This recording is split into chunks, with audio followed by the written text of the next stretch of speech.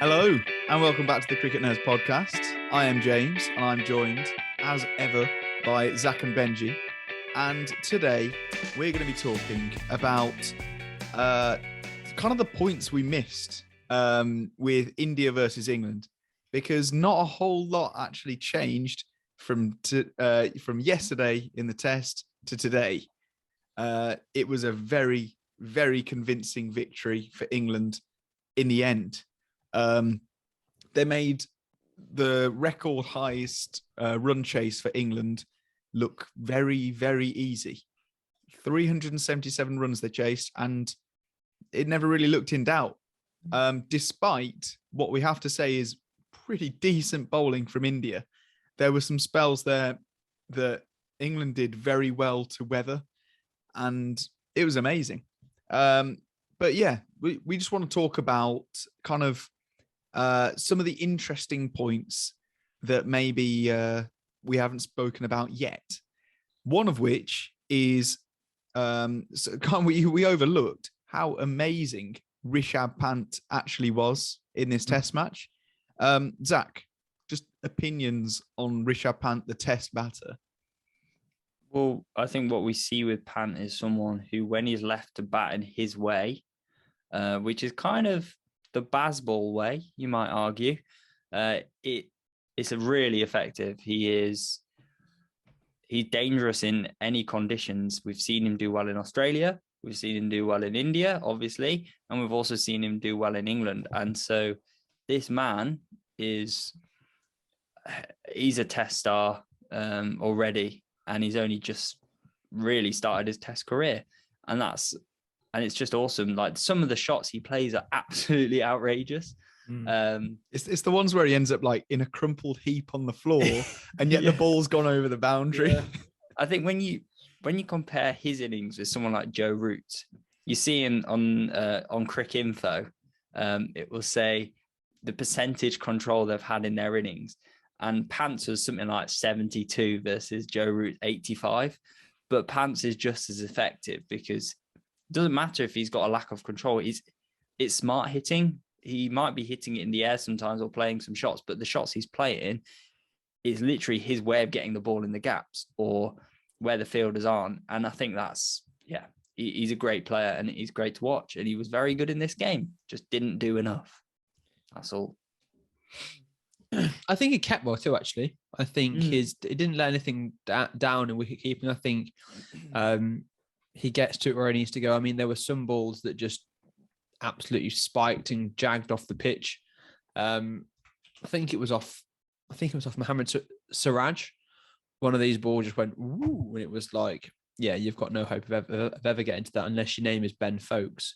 But I think, yeah, he was just really good, and you just played such a solid and a really important knock for that English in that first innings, and sort of dismantle the English attack. And it took him getting out to a bit of a silly ball from Joe Root, really. Like, he just edged it to slip when he wanted to smash it for six. And I think he just got a little bit greedy, trying to go for his 150. But yeah, I think Pants, definitely did himself proud this test match. Another person I want to talk about, more so for their batting than their bowling, was Ravi Jadeja, because I think as well, Jadu played really well. He anchored the lower order, and it took a really good ball from Stokes to get rid of him in the second innings.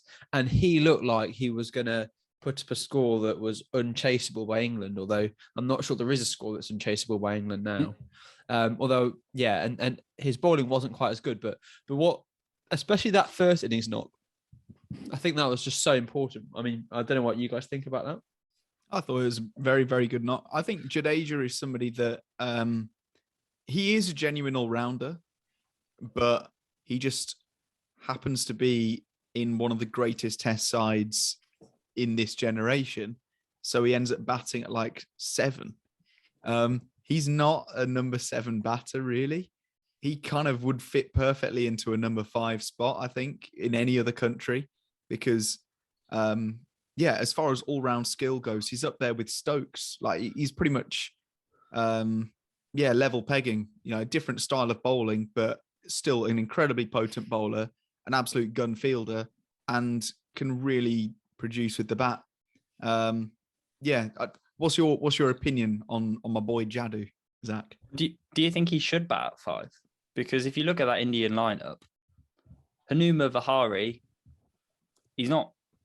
I don't know. For me, he's kind of in the team instead of Ajinkya Rahane, who wasn't playing very well. And so if you've got KL Rahul and Rohit Sharma back opening the batting, and then you've got Pujara at 3, Kohli at 4, there is a number 5 slot available, because I know Shreyas Iyer is batting there,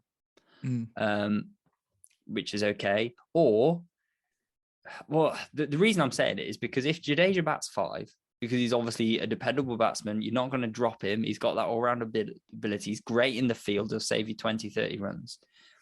Why not play him at 5 as more of a batting all-rounder and then play Ashwin? Because Ashwin should be in this team, really. When it's like Australia coming to England in 2005 and not bowling Shane Warne because he's not as good a batsman. But Shane Warne is a good batsman, and Ravichandran Ashwin is a good batsman. So if you're the best spinner in the world, you should be playing, surely. One of his hundreds won a test match last year.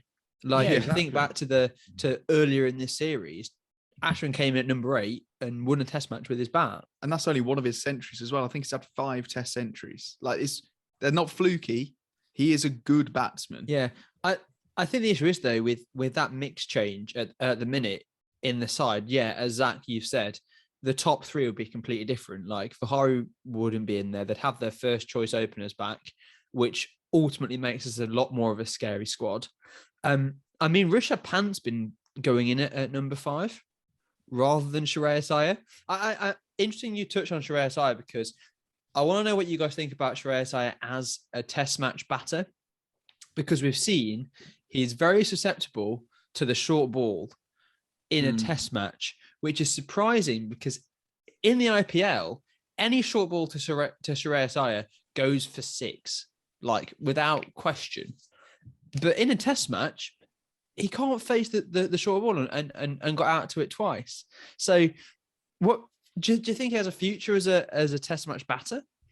I definitely think he does. Yeah. I think we've got a very small sample size. Like, this is only his 6th test match that he's played. Very, very early on in his test career.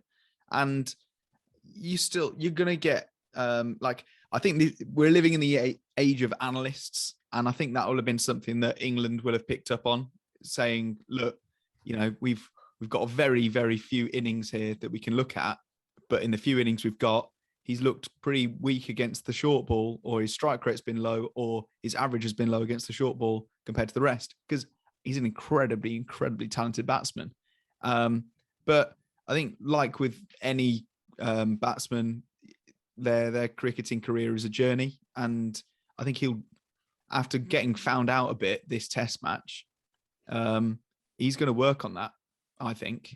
And we're going to see an improved Shreyas Iyer next time out. I've got very little doubt. I think he's an amazing player, and I definitely think he deserves a prolonged chance at this squad, even though there are amazing people biting at the heels of him, especially for that number 5 slot, because, we've got people in the current side. I like the idea of Jadeja moving to 5, especially because it brings Ashwin in. But also Pant 5, Jadeja 6. Yeah, or Sarfaraz Khan. I want to see him in the India squad. I think he's so good. I'm going to start. It's going to be like an Ishan Perel thing all over again. And he scores 3 ducks in his first 3 innings. Pretty much, yeah. But I'll hype him up until that happens. It was a bit weird, wasn't it? Because we've had 4 tests last year where India, although England won very convincingly at Headingley, India should have won the other 3. There was a lucky escape for England at Trent Bridge. And then England go to Australia and get absolutely hammered by the Aussies. And then we go to West Indies and we look like a terrible team. And I'm thinking we're going to get absolutely steamrolled by New Zealand. Then we're going to get thrashed by India in the final test. And then we're going to have trouble against South Africa. But what's ended up happening is we've done the opposite to New Zealand. We've steamrolled them, and then we've absolutely annihilated India in this fourth innings chase to make it a 2-2 draw. And I feel like we've almost cheated ourselves in getting that 2-2 draw. But you take the result, right? But overall, it's been a weird Test series, because if England had played that 5th Test match, I don't think we would have won it last year. No honestly. chance. No. No. But yeah, we've seen some awesome batting from Joe Root. I think he's scored over 700 runs, 4 centuries, just in amazing form. He's kept that form going.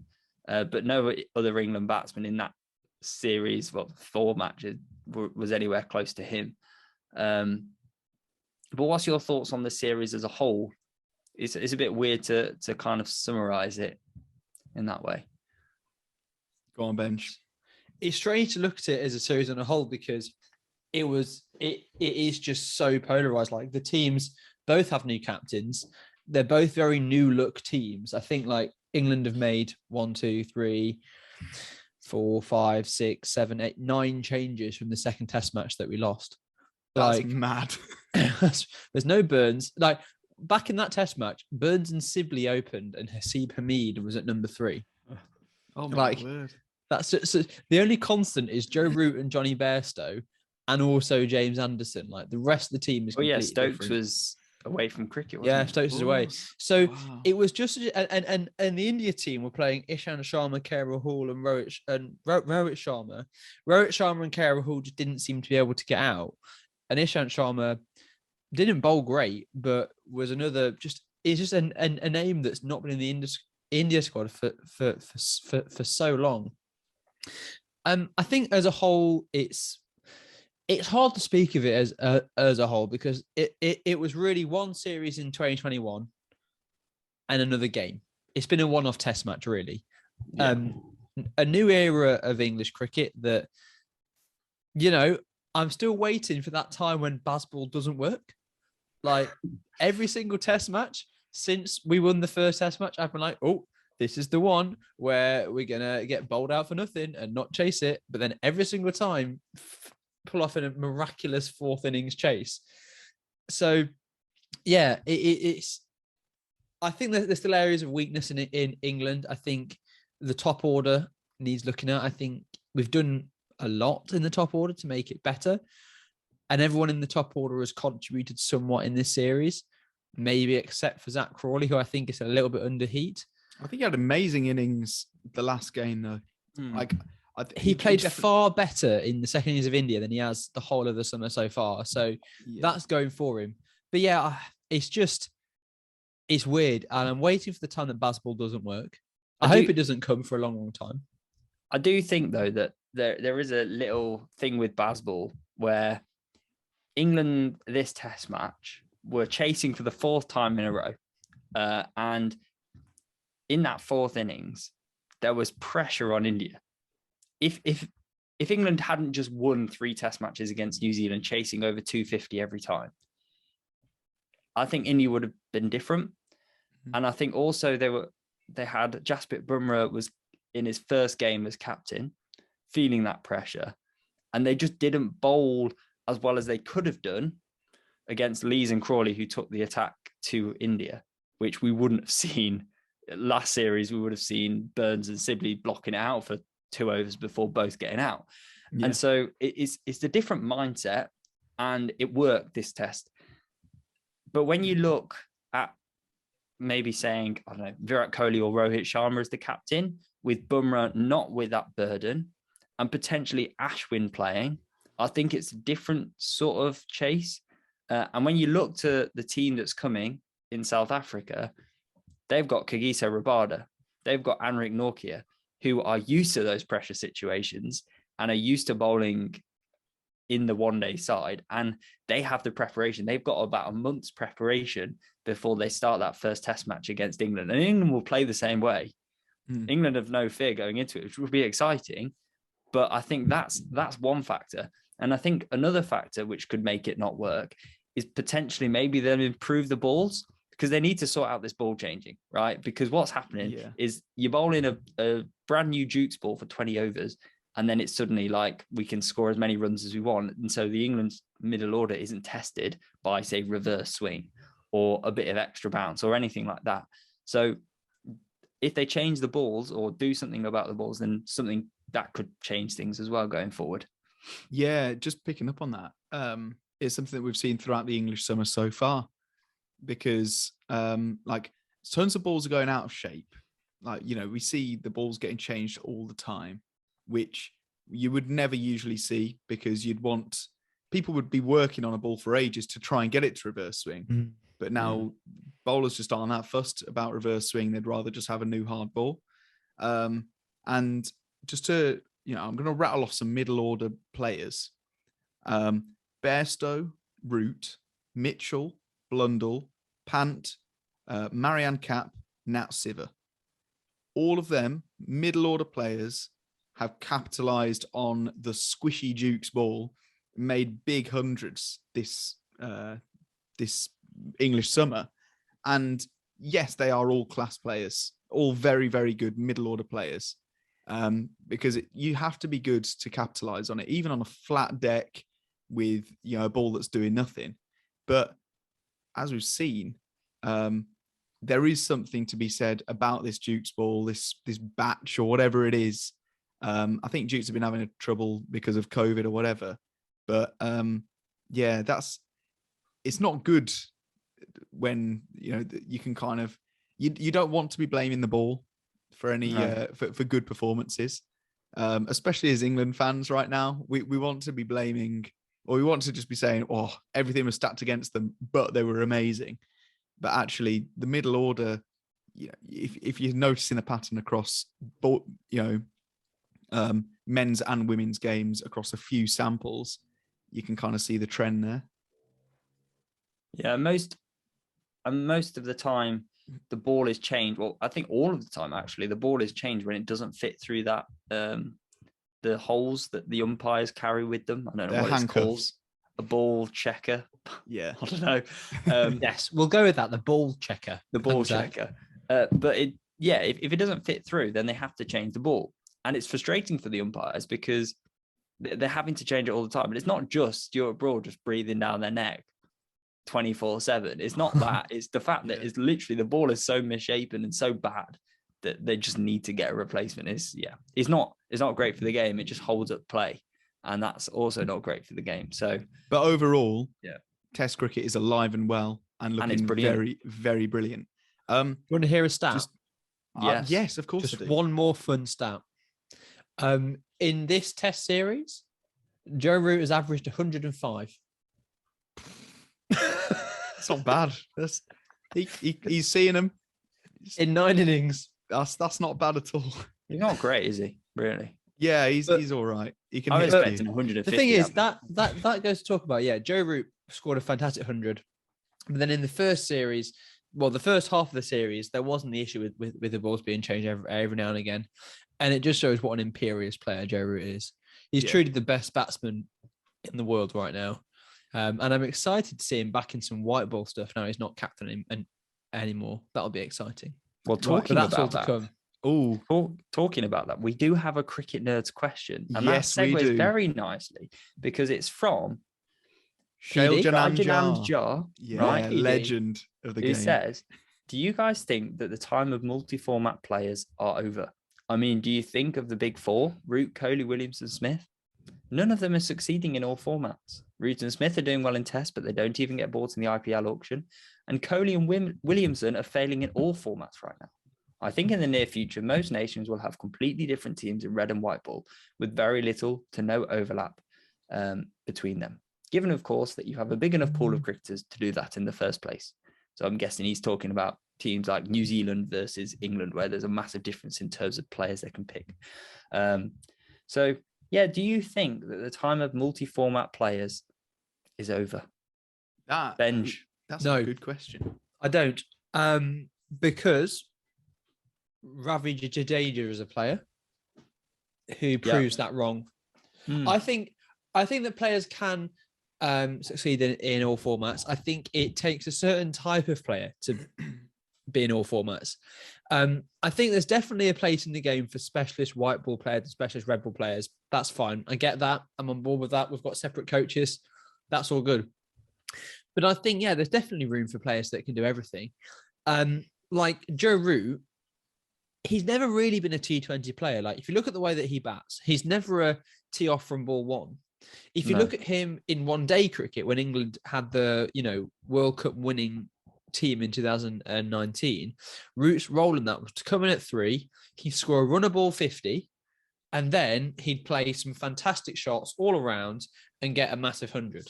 Like, that was Joe Root's bread and butter during that period of English white ball cricket. So I think he still very much fits into that squad. I think he takes David Malan's spot in an absolute heartbeat. He's a better bowler. He's a better batsman. So yeah, I think, sorry Malan, but Joe Root is better. And then players like Bairstow can do everything in all formats. But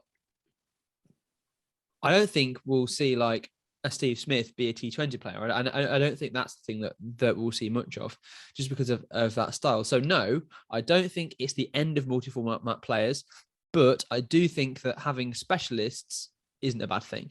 So do you think that, I guess England have, as you said, have players who can play in all formats. India probably have players that can play in all formats, and all the countries probably do. But do you think realistically that can happen based on the scheduling that goes on in cricket at the moment?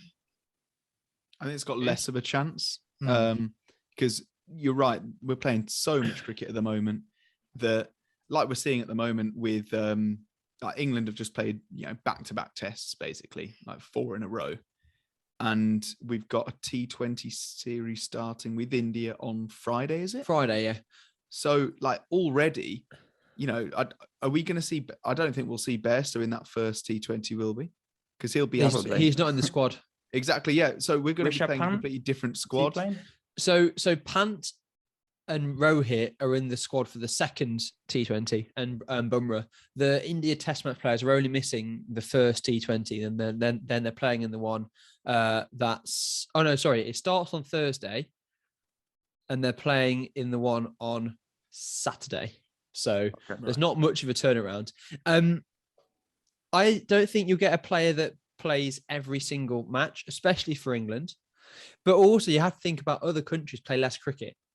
England are the only team that every year play their summer and their winter, because they're the only Northern Hemisphere team. If you think about South Africa, they'll play a winter tour, and they'll only have a winter tour for them if it's in England. You're not going to see South Africa in Australia in July because it's winter in Australia. So yeah, but you can play anywhere all year round. Really, but you can play in Sri Lanka all year round. But you don't see a lot of those test series. Yeah, No. There's a Sri Lanka series going on now, but teams like Sri Lanka, Bangladesh, South Africa, I think for those teams who play a lot less cricket, yeah, you can have someone that does everything.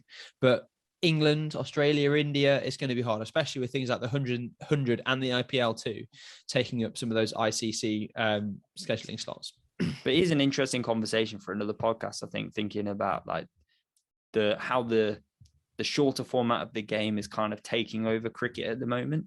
But yeah, really nice question. Thank you very much. Keep them coming. I think that's all we've got time for. So make sure that you like this video. Make sure that you comment. And what else do they need to do? Subscribe, listen to something. Subscribe. Tell your dad, tell your mum, tell your uncle, tell your grandpa, tell your grandma, tell everyone about the podcast. Get them to watch it. Tell your dogs. We're not discriminatory. Tell everyone. Right. Yeah, just get everyone to watch it. Make sure you listen to us on podcasts. We're on Anchor FM, Spotify, podcast sites. I should clarify. Yeah, all of them. And follow us on social media. We are at Cricket Nurse Pod. Bye.